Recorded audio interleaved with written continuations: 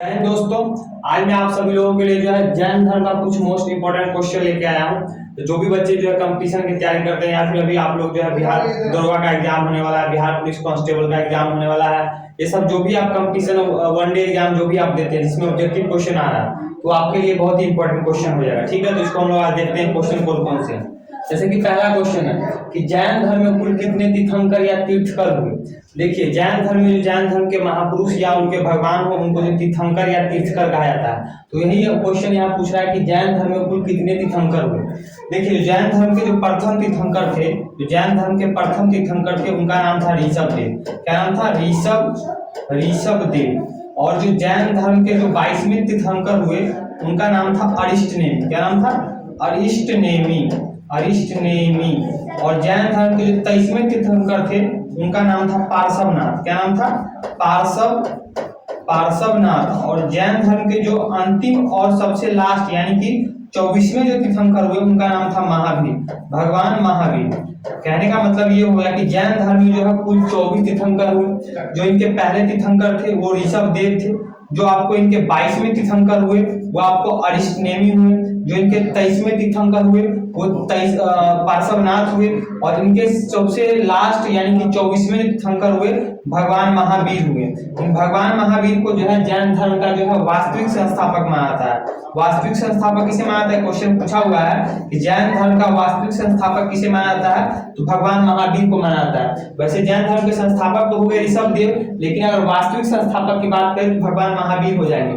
भगवान महावीर को वास्तविक संस्थापक इसलिए माना जाता है क्योंकि महावीर के समय जो है जैन धर्म का विकास जो है बहुत तेजी से हुआ था। इस कारण जो है इनको जो है जैन धर्म का जो है वास्तविक संस्थापक माना जाता है। और यहाँ पर आप लोगों के मन में ये भी कंफ्यूजन होगा कि मैंने यहाँ पर जैन धर्म का प्रथम तीर्थंकर लिखा दिया ऋषभ देव, उसके बाद डायरेक्ट मैंने 22, 23, 24 बताया, बीच का क्यों नहीं बताया? तो बीच के जो भी इनके तीर्थंकर यानी भगवान हुए वो ऐतिहासिक रूप से जो इतने महत्वपूर्ण यानी उन्होंने जो कुछ जैन धर्म के विकास में उतना योगदान नहीं दिया था जिस कारण से जो इतिहास में जो है इनको जो उतना इनके बारे में डिटेल से नहीं पढ़ाया जाता। तो ये हमारा पहला क्वेश्चन क्या हो गया कि जैन धर्म में कुल कितने तीर्थंकर हुए? तो 24। कितने? तो 24। नेक्स्ट क्वेश्चन हमारा क्या है कि भगवान महावीर स्वामी का जन्म कब हुआ था? महावीर स्वामी का जन्म कब हुआ था? देखिए, भगवान महावीर स्वामी का जो जन्म हुआ था आपको 540 बीसी में। कब? 540 बीसी या फिर ईसा पूर्व कह लीजिए। 540 बीसी में जो आपको वैशाली में एक जगह है, वैशाली अपने बिहार में एक जगह है वैशाली। इसी वैशाली में एक जगह था कुंडग्राम। कौन सा जगह था? कुंडग्राम। अगर ग्राम का पूछ दिया जाए तो इसी कुंडग्राम में जो है इनका जन्म हुआ था। जन्म का हुआ था 540 बीसी में। वैशाली अपने बिहार में एक जिला है वैशाली, उसी वैशाली में एक जगह है कुंडग्राम। इस कुंडग्राम में जो इनका जन्म हुआ था। अगर इनके बचपन का नाम की बात करें, भगवान महावीर के जो बचपन का नाम था वो आपको वर्धमान था। वर्धमान इनके बचपन का नाम हो गया, वर्धमान था। इनके जो पिताजी का नाम था वो सिद्धार्थ। पिताजी का नाम क्या था? सिद्धार्थ। इनके पिताजी का नाम सिद्धार्थ हो गया, जो आपको ज्ञात्रा कुल के जो है प्रधान थे। किस कुल के प्रधान थे? ज्ञात्रा कुल के प्रधान थे। कहने का मतलब ये हो गया कि भगवान महावीर जो है क्षत्रिय वंश से बिलोंग करते थे यानी राजपूत थे। तो इनके पिताजी जो थे सिद्धार्थ जो थे ये आपको ज्ञात्रा कुल के जो है प्रधान थे। इनकी माताजी का नाम था त्रिशला। माताजी का नाम क्या था? त्रिशला। ये जो इनकी माताजी और त्रिशला जो थी आपको वैशाली के पास एक जगह गणराज्य था, लिच्छवी गणराज्य। उस लिच्छवी गणराज्य का एक शासक था चेटक। इस चेटक की बहन थी। चेटक की बहन कौन थी? तो त्रिशला थी। एग्जाम में क्वेश्चन पूछा हुआ है किस जो भगवान महावीर की जो माता त्रिशला थी वो जो किसकी बहन थी? तो चेटक की बहन थी, तो त्रिशला हो गई। अगर इनकी पत्नी का नाम हम बात करें, भगवान महावीर की पत्नी का नाम तो यशोदा था। क्या था? यशोदा। देखिए, जब मैंने आपको बौद्ध धर्म पढ़ाया था, बौद्ध धर्म से रिलेटेड मैंने क्वेश्चन करवाया था, तो वहां मैंने आपको बताया था भगवान बुद्ध की पत्नी का नाम यशोधरा था। क्या था? यशोधरा। और यहाँ पर जो है आपको भगवान महावीर की पत्नी का नाम हो गया है यशोदा। तो यहाँ पर आपको यशोधरा और यशोदा में कंफ्यूजन नहीं होइएगा। ये जो है उनकी पत्नी उसको, उनकी पत्नी इसको बना दीजिएगा। तो पत्नी वाले थोड़ा ध्यान से देखिएगा क्योंकि पत्नी भाई बहुत इंपॉर्टेंट चीज है। तो अपना क्वेश्चन क्या कर रहा है कि भगवान महावीर स्वामी का जन्म कब हुआ था? तो 540 ईसा पूर्व यानी 540 बीसी में हुआ था। तो ऑप्शन नंबर ए सही हो जाएगा। नेक्स्ट क्वेश्चन है कि महावीर स्वामी को किस नदी के तट पर ज्ञान की प्राप्ति हुई थी? भगवान महावीर स्वामी को किस नदी के तट पर जो है ज्ञान की प्राप्ति हुई थी? देखिए, भगवान महावीर स्वामी ने जो है ज्ञान प्राप्ति के लिए जो है 30 वर्ष की अवस्था में जो है अपना घर त्याग दिया था। यानी जब 30 वर्ष के थे तो इन्होंने अपना घर छोड़ दिया ज्ञान प्राप्ति के लिए, और 12 वर्ष तक जो है कठोर तपस्या की। 12 वर्ष तक जब ये कठोर तपस्या किए तो उनको जो है 30 और 12 कितना हो गया 42, यानी इनको जो है 42 वर्ष की अवस्था में जो है इनको ज्ञान की प्राप्ति हुआ। इन्होंने जो है 30 वर्ष की अवस्था में जो है अपना घर छोड़ दिया और 12 वर्ष तक जो है कठोर तपस्या किया, तो 30 और 12 हो गया 42 वर्ष की अवस्था में इनको जो है एक जगह है जुम्भिक ग्राम। क्या जगह, जगह का नाम है क्या है जुम्भिक ग्राम। इस जुम्भिक ग्राम में जो है इनको, जुम्भिक ग्राम में जो है इनको जो है साल वृक्ष के नीचे, किसके, साल वृक्ष, एक साल का पेड़ होता है, उसी साल के पेड़ के नीचे त्रिजुपालिका, त्रिजु कहिए रिजु कहिए जो भी कहिए, त्रिजुपालिका नदी के तट पर जो है इनको ज्ञान की प्राप्ति हुई थी। तो क्वेश्चन हमारा पूछ रहा है कि भगवान महावीर स्वामी को किस नदी पर जो है ज्ञान, किस नदी के तट पर ज्ञान की प्राप्ति हुई थी, वो जगह त्रिजुपालिका नदी के तट पर जो है इनको ज्ञान की प्राप्ति हुई थी। नेक्स्ट क्वेश्चन अपना पेश किया जाए कि महावीर स्वामी ने अपना प्रथम उपदेश किस भाषा में दिया था। भगवान महावीर ने जो, महावीर स्वामी को जो ज्ञान की प्राप्ति हुई तो अपना प्रथम उपदेश जो है किस लैंग्वेज में दिया था। देखिए भगवान महावीर स्वामी जो अपना प्रथम उपदेश दिया था वो आपको प्राकृत भाषा में दिया था। किस भाषा में दिया था, प्राकृत भाषा में दिया था। लेकिन आगे चल के उन्होंने जो है पाली भाषा और अर्धमध्य भाषा में जो अपना उपदेश दिया था। कहने का मतलब हो गया पहला उपदेश तो उन्होंने दिया आपको प्राकृत भाषा में, लेकिन आगे चल के उन्होंने पाली और अर्धमध्य भाषा में भी जो उपदेश दिया था। इन्होंने अपना प्रथम उपदेश, महावीर स्वामी ने अपना प्रथम उपदेश जो है राजगिरी में, राजगिरी वर्तमान का जो आपको जो इसका नया नाम जो वर्तमान में इसको राजगीर कहते हैं, इतिहास में इसका नाम राजगिरी था। इसी राजगिरी में एक पहाड़ी थी विपुलांचल पहाड़ी, विपुलांचल पहाड़ी, इसी विपुलांचल पहाड़ी पर उन्होंने अपना प्रथम उपदेश दिया था। और इनका जो प्रथम शिष्य बना था इनका दामाद जमाली, कौन बना था, जमाली। इनका प्रथम शिष्य इनका दामाद जमाली बना था और यही जमाली इनका प्रथम विद्रोही भी बना था। कहने का मतलब ये हो गया कि भगवान महावीर स्वामी ने अपना प्रथम उपदेश जो है प्राकृत भाषा में दिया, आगे चल के उन्होंने पाली और अर्धमध्य भाषा में उपदेश दिया। इन्होंने अपना प्रथम उपदेश जो है राजगिरी के विपुलांचल पहाड़ी पर दिया था और इनका प्रथम शिष्य इनका जो दामाद जमाली था वो जमाली बना और यही जमाली इनका प्रथम शिष्य भी बना और प्रथम इनका विद्रोही यानी दुश्मन भी बना। तो क्वेश्चन पूछा है कि भगवान महावीर स्वामी ने अपना प्रथम उपदेश किस भाषा में दिया था, तो पाली का है भैया जी, पाली सॉरी प्राकृत का है, प्राकृत, ये हो गया Prakrit, option number D, option number D सही हो गया। नेक्स्ट क्वेश्चन है कि भगवान महावीर स्वामी की मृत्यु कब हुई थी। देखिए कहाँ हुई थी, सॉरी भगवान महावीर स्वामी की मृत्यु कहाँ हुई थी। देखिए भगवान महावीर की स्वामी की जो मृत्यु जो हुई थी आपको 469 बीसी में। कब, 469 बीसी में पटना में एक जगह है पावापुरी, पावापुरी, अपने पाटलिपुत्र कहिए या पावापुरी, सॉरी पाटलिपुत्र कहिए या पटना कहिए, तो इसी पाटलिपुत्र में एक जगह है पावापुरी। इसी पावापुरी में जो है 469 बीसी में जो है भगवान महावीर स्वामी का जो है मृत्यु हुआ था। तो इसका सही आंसर क्या होगा, option number C Pawapuri. Next question आ जाए, कर्नाटक के श्रवणबेलगोला में स्थित गोमतेश्वर की मूर्ति निम्न में से किसने बनाई थी। क्वेश्चन पूछा है कि कर्नाटक के श्रवणबेलगोला में जो स्थित जो है गोमतेश्वर की मूर्ति का निर्माण किसने करवाया था। देखिए इस कर्नाटक के श्रवणबेलगोला में स्थित जो है गोमतेश्वर का जो मूर्ति है इसका निर्माण जो है वहां का तत्कालीन सेनापति कौन था, सेनापति चामुंड राय था। ये चामुंड राय ने जो है इसका निर्माण करवाया था, वहां का तत्कालीन सेनापति चामुंड राय था। इसी चामुंड राय ने जो है इस गोमतेश्वर की जो है मूर्ति का निर्माण करवाया था। ये जो गोमतेश्वर जो है इसका मूल नाम जो है, यहाँ में क्वेश्चन पूछता है कि गोमतेश्वर का जो मूल नाम क्या था, तो इसका मूल नाम जो है बाहुबली था। अभी आप सभी ने जो है बाहुबली 1 बाहुबली 2 देखा होगा, जियो बाहुबली बोला बाहुबली ने, कहने का मतलब ये गोमतेश्वर का मूल नाम था बाहुबली था। और ये बाहुबली जो है यानी कि गोमतेश्वर जो है जैन धर्म को जो प्रथम तीर्थंकर जो मैंने आपको बताया ऋषभ देव, इस ऋषभ देव का ये बेटा था। कौन, ऋषभ देव का जो है बाहुबली पुत्र थे यानी कि बेटे थे। तो क्वेश्चन क्या पूछा है कि कर्नाटक के श्रवणबेलगोला में स्थित गोमतेश्वर की मूर्ति निम्न में से किसने बनाई थी, वहां का तत्कालीन सेनापति चामुंड राय ने बनाई थी। नेक्स्ट क्वेश्चन आ जाए भैया साहब कि निम्नलिखित में से किस शासक के शासन काल में प्रथम जैन संगीति का आयोजन हुआ था। देखिए जब भगवान महावीर स्वामी का मृत्यु हुआ था 469 बीसी में, तो उनके जो अनुयायी थे आपस में जो है झगड़ने लगते हैं। कोई कहता है कि हम उघाड़े रहेंगे, कोई कहता है कि हम कपड़ा पहन के रहेंगे, और भी कई सारी बातें थे जिसके लेकर जो उनके अनुयायियों में जो आपस में मतभेद उत्पन्न हो जाता है। तो उसी मतभेद के निपटारा के लिए लोग सोचते हैं कि चलो बैठ के जो है मीटिंग यानी आपको संगीति करते हैं। तो जैन धर्म में जो कुल 2 संगीति हुआ था, हम पूरा संगीति बता देते हैं। देखिए पहला संगीति जो आपको हुआ था 322 बीसी में। कब, 322 बीसी में आपको जो है अपने जो है पाटलिपुत्रा में, कहां पर हुआ था, तो ये पाटलिपुत्र में हुआ था। पहला संगीति जो हुआ था आपको 322 बीसी में पाटलिपुत्र यानी पटना में हुआ था। और कोई संगीति जब भी कोई मीटिंग होता है तो उसका कोई ना कोई अध्यक्ष होता है। तो इसका जो अध्यक्ष था वो अध्यक्ष कौन था? स्थूलभद्र था। कौन अध्यक्ष था? स्थूलभद्र था। और किसके शासन काल में हुआ था? तो उस समय शासक जो था, जिसके शासन काल में हुआ था उस समय शासक था चंद्रगुप्त मौर्य। चंद्रगुप्त मौर्य शासक कौन था उस समय? चंद्रगुप्त मौर्य। और जब भी कोई मीटिंग होगा कोई, तो उसका मीटिंग का कुछ ना कुछ रिजल्ट निकलेगा ही। तो रिजल्ट ये निकला इस प्रथम संगीति का, जो जैन धर्म का जो भी ग्रंथ था जो बिखरा पड़ा था या इधर चिदर पिदर पड़ा था, उन सभी ग्रंथों को एक जगह लाके जो है संचयन किया गया।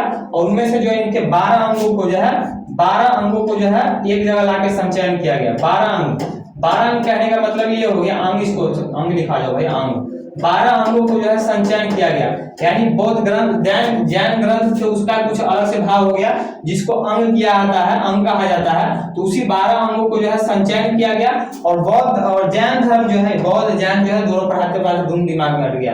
और प्रथम संगीति में और क्या हुआ, जो जैन धर्म था आपको 2 भागों में बट गया, एक श्वेतांबर और एक दिगंबर। एक बन गया श्वेतांबर और एक बन गया दिगंबर। कहने का मतलब ये हो गया कि जब प्रथम संगीति हुआ, जब उसका रिजल्ट निकला, तो रिजल्ट ये निकला कि 12 अंगों को जो है संचयन किया गया, एक जगह लाके इकट्ठा किया गया। और जैन धर्म जो है 2 भागों में बट गया, श्वेतांबर और दिगंबर। श्वेतांबर कहने का मतलब जो अनुयायी, जो जैन धर्म कुछ अनुयायी थे बोले हम श्वेत कपड़ा यानी व्हाइट कपड़ा पहन के रहेंगे, और कुछ अनुयायी दिगंबर वाले थे वो कहा हम उघाड़े नंगे घूमेंगे। आज आप भी देखते हो कुछ मुनि जो दिगंबर प्रथा के जो मुनि होंगे, आज भी देखते होंगे यूट्यूब वगैरह पर, तो उघाड़े रहता है, घूमते रहते हैं। ये हो गया प्रथम संगीति। और दूसरा संगीति जो आपको हुआ था, आपको 500 क्या हुआ भाई? ओहो, एक मिनट लाइन पर रहिए। तो आप लोग लैपटॉप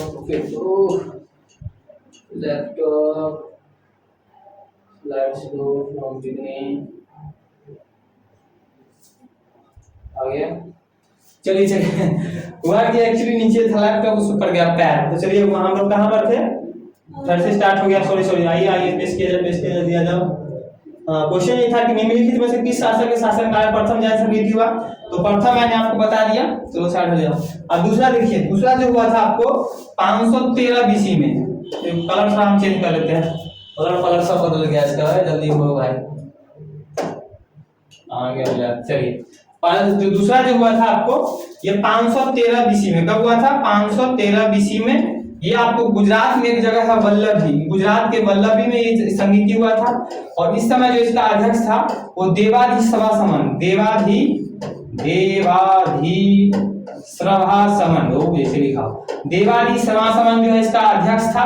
और इसका रिजल्ट क्या निकला? इसमें रिजल्ट क्या निकला कि जो 12 अंग जो शुरू में संचयन किया गया था, 12 अंगों में से जो है 11 अंगों को जो है लिपिबद्ध किया गया। क्या किया गया? 11 अंगों को जो है लिपिबद्ध किया गया।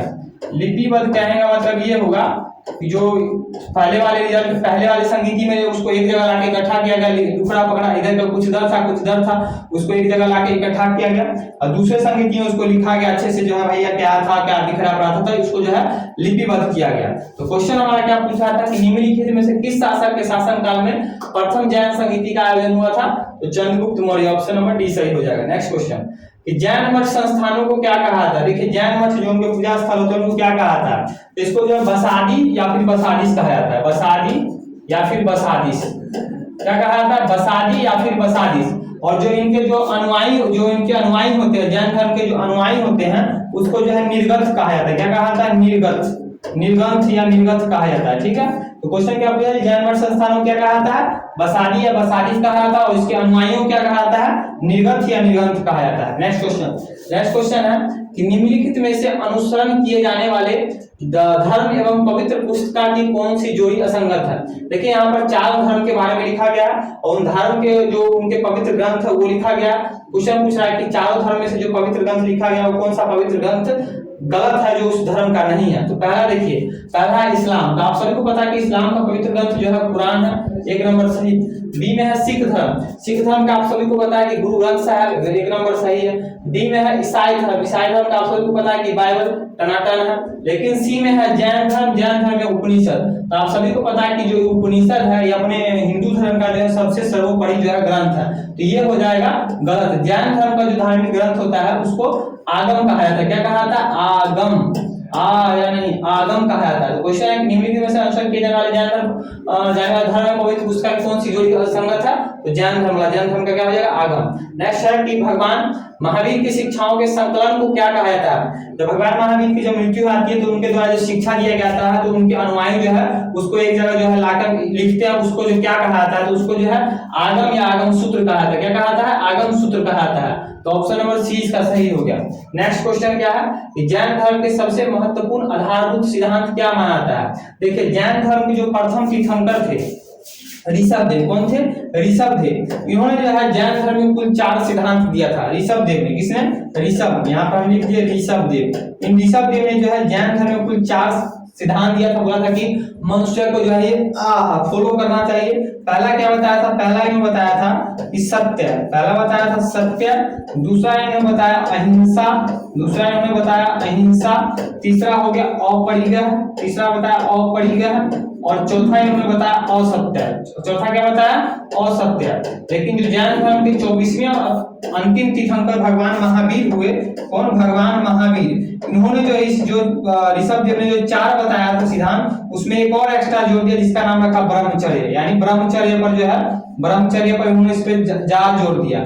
तो कुल कितने सिद्धांत हो गए जैन धर्म में? 5।